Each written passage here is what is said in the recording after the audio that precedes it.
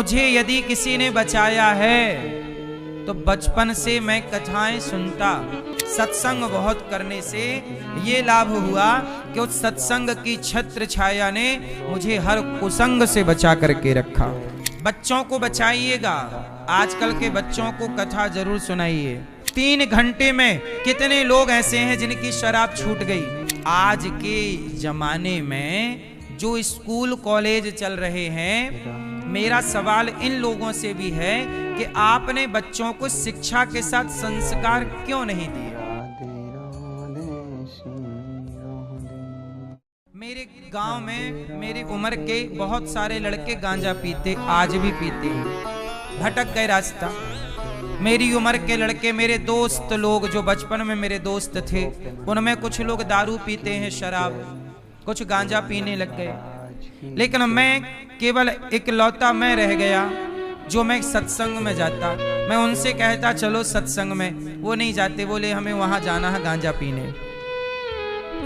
वो गांजा में जाते, मैं सत्संग में जाता। तो मुझे यदि किसी ने बचाया है तो बचपन से मैं कथाएं सुनता। 30 किलोमीटर दूर कथा हुआ करती तो मैं साइकिल से जाया करता कथा सुनने के लिए। और चुपचाप जाके पीछे बैठ के कथा सुनता। वो कथा सुनने के बाद साइकिल से वापस आ जाता। और रास्ते में और कहीं हम लोग उस हम जब बचपन में थे ना, उस जमाने में कोई प्रचार नहीं था, ना सोशल मीडिया था, ना हमारे पास मोबाइल था। कहीं कथा होती थी तो पता भी नहीं लगता था। पहले गांव में कथा होती थी तो गांव में मुनादी दे दी जाती थी, बुलौआ। गांव में बोलते हैं बुलौआ, ए भैया बुलौआ दे दो, तो गांव के गांव में पता लग जाए, अगल बगल हो तो पता लग जाए। पर कथाएं बहुत कम हुआ करती थी पहले। कभी 25-50 गांव में, एक गांव में कभी कथा हो तो पता भी ना लग पाए।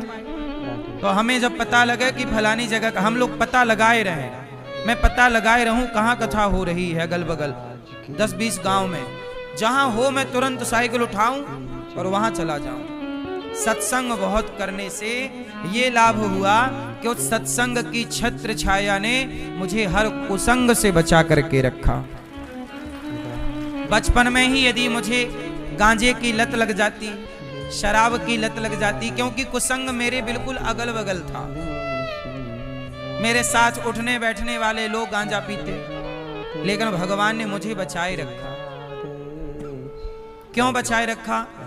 क्योंकि भगवान को इस शरीर से ये आप सबकी सेवा करानी थी। मैं आपको एक बात और कहूं, आप भी अपने बच्चों को सत्संग से जोड़ करके रखिएगा। सत्संग हटा तो क्या मिलेगा?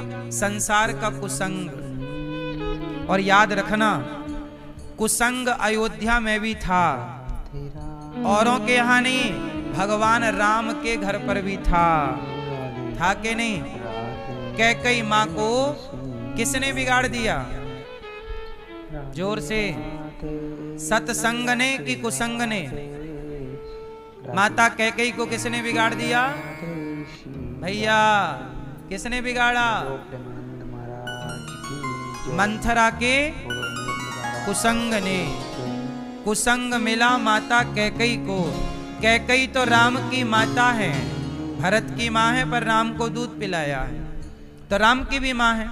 तो राम की माता कैकई को, जिन्होंने राम को दूध पिलाया, जिन्होंने राम को गोद में खिलाया, यदि राम की माता कैकई का भी कुसंग से मन बदल सकता है, तो कुसंग से आपका और हमारा मन बदल जाए, कुसंग से मन गलत जगह लग जाए, इसमें कोई आश्चर्य तो नहीं है। इसलिए आप और हम कुछ भी नहीं होते, हमारा संग सब कुछ होता है। इसलिए हम बार बार कहते हैं कि आप बुरी संगति से बचिएगा और सदा अच्छे लोगों की संगत में रहिएगा।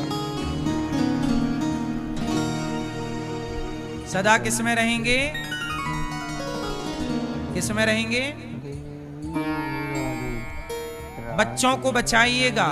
आजकल के बच्चों को कथा जरूर सुनाइए, थोड़ी सी सही पर सुनाइए। सत्संग से जोड़ के रखिए। जब आपके बच्चे सत्संग से जुड़ेंगे तो अपने आप उनके जीवन में अच्छा प्रभाव पड़ेगा।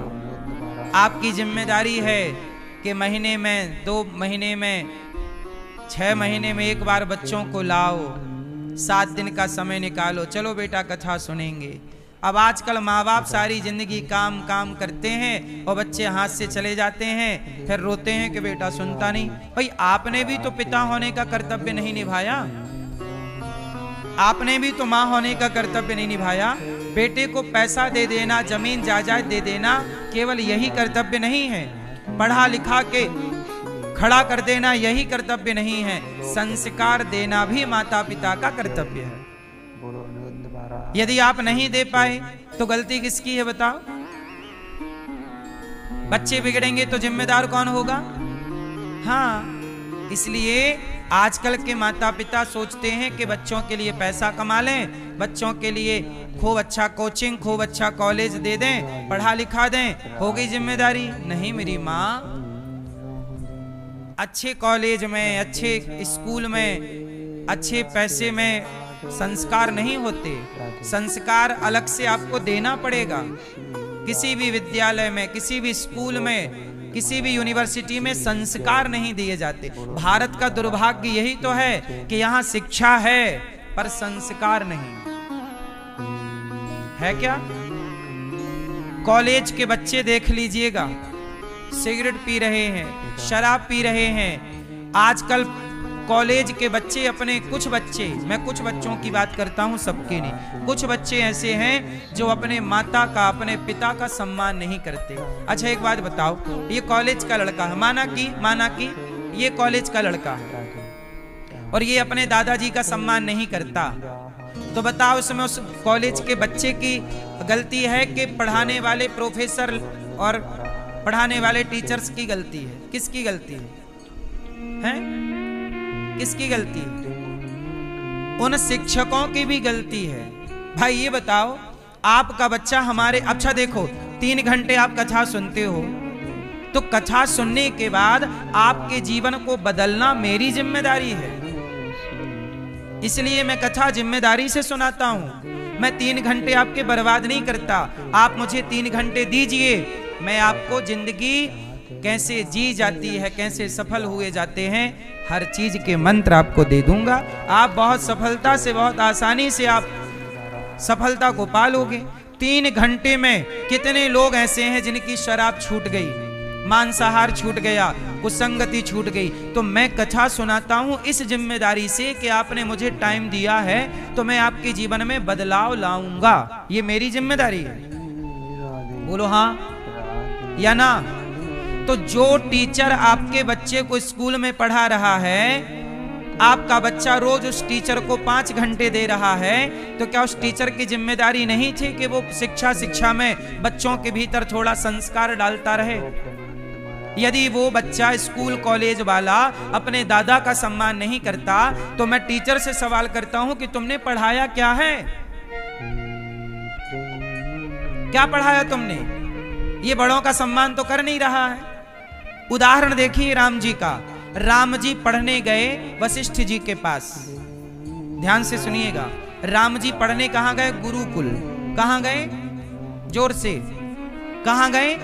गुरुकुल। अच्छा, राम जी जब पढ़ने गुरुकुल गए तब राम जी अपने माता पिता के पांव नहीं छूते थे, रोज, पर डे नहीं, कभी कभी छूते थे। राम जी रोज पांव नहीं छूते थे अपने माता पिता के। कब? जब पढ़ने, गुरुकुल से पहले, गुरुकुल से। और जब राम जी गुरुकुल में पढ़ करके आए तो वहां तुलसीदास जी लिख रहे हैं कि प्रातः काल उठ के रघुनाथा, मात पिता गुरु ना वही माथा। गुरुकुल में पढ़ कर के आए तो गुरुजी ने क्या सिखाया कि बेटा तुम्हारी डिग्री, तुम्हारी शिक्षा एक तरफ है, पर अपने माता पिता की आज्ञा का पालन करना और रोज जाग कर उन्हें प्रणाम करना, ये तुम्हारे संस्कार हैं। और राम जी करने लगे। अब उठते हैं राम जी तो माता पिता को प्रणाम करते हैं। तब दशरथ जी गोद में भर के राम को बिठाते हैं गोद में और कहते हैं, राम तू पूरा पढ़ गया, राम तू पूरा पढ़ गया, मतलब पूरी पढ़ाई। जो अपने बाप का सम्मान करने लगा वो पढ़ गया, जो अपने माँ की इज्जत करने लग गया वो पढ़ गया। और तुम पढ़ लिख के डिग्रियां ले आए इतनी सारी, और माँ को देख रहे तू तो मैया अनपढ़ है, क्या पढ़ी है तू, अब माँ को अनपढ़ कहे और बाप को देखे भी ना, तो काय बात की तुम्हारी डिग्री, खाएंगे हम अचार रखेंगे, क्या करेंगे। इसलिए आज के जमाने में जो स्कूल कॉलेज चल रहे हैं, मेरा सवाल इन लोगों से भी है कि आपने बच्चों को शिक्षा के साथ संस्कार क्यों नहीं दिए। चलो आप लोग बताओ, क्या स्कूल कॉलेजों की जिम्मेदारियां नहीं है संस्कार देने की? बोलो, क्यों नहीं दे रहे? आपने कभी ये प्रश्न किया कि भाई साहब हमारा बच्चा, हमने आपको दिया था तब हमारा बच्चा सिगरेट नहीं पीता था, पर पढ़ाई पूरी करके आया तो सिगरेट पीता हुआ आया, तो किसकी गलती है? जब आपका बच्चा स्कूल गया था तब सिगरेट नहीं पीता था, बताओ। आपने जब स्कूल को अपना बच्चा दिया तब आपका बच्चा बिल्कुल सिगरेट, दारू, गांजा से बिल्कुल फ्री था, मुक्त था। लेकिन जब स्कूल से, कॉलेज से बच्चा लौटा तो बच्चे के ढेर नशे थे। कौन जिम्मेदार है इसका? तुमने पैसे भी दिए स्कूल कॉलेज को और बच्चों को बिगड़वा भी लिया। इसका मतलब है आज भारत